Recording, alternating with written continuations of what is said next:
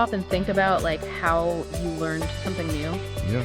You know, like a new shortcut on your phone, Yeah. or like how to, I don't know, how to, the name of someone you just met. Okay. Or even something super simple, like remembering where you set your coffee down like 5 minutes ago. Sure.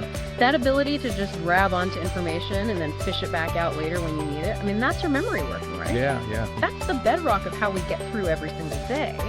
It truly is incredible when you really stop and think about it. Yeah, it is. I mean, for something so essential to how we live and function, the way our memory actually works, it can seem pretty complex. Right.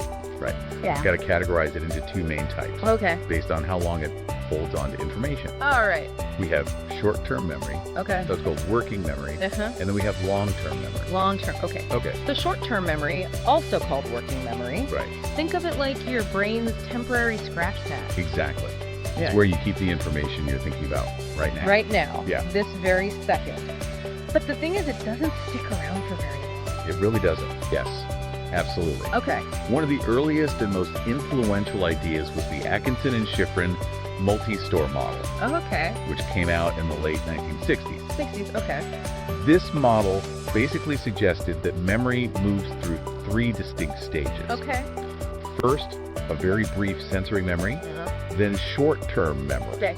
And finally, if we rehearse it enough, it gets transferred into long-term memory. Okay. So it's like short-term memory is a temporary holding area.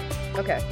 So that brings us to Baddeley's working memory model. Yes, exactly. This one gives us a more detailed picture. Absolutely. Okay. So in the mid-1970s, Okay.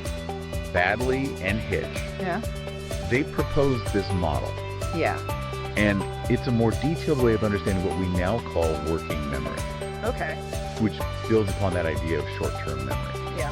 Their model suggests that working memory isn't just this passive bin. I see. It's this active system that allows us to manipulate and work with information. Okay. So it has a few components. Okay. There's a central executive that acts like the brain's control center, Okay. directing attention and resources. Uh-huh. Memory actually involves a whole network A network. of different brain regions Okay. working together, talking to each other. I'm picturing like a team of brain cells. That's not a bad way to think about it. Yeah. It sits deep within the temporal lobe, Okay. and it plays a huge role in encoding new information.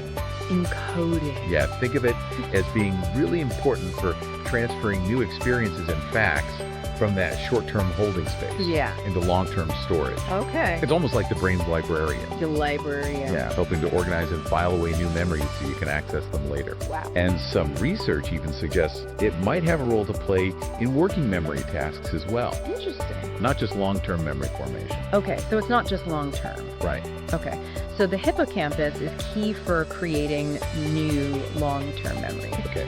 So at the most fundamental level, we think long-term retention relies on a process called long-term potentiation, Long-term potentiation. or LTP. LTP. LTP is basically the strengthening of the connections between brain cells, Okay. which are called neurons. Neurons. When neurons become active at the same time repeatedly, Okay. the connections between them, those synapses, get stronger, Okay. making it easier for them to communicate in the future. So it's like if 2 brain cells talk to each other a lot, Yeah, the pathway between them gets stronger. yeah, like a well-worn path. Yeah, like a trail through the woods.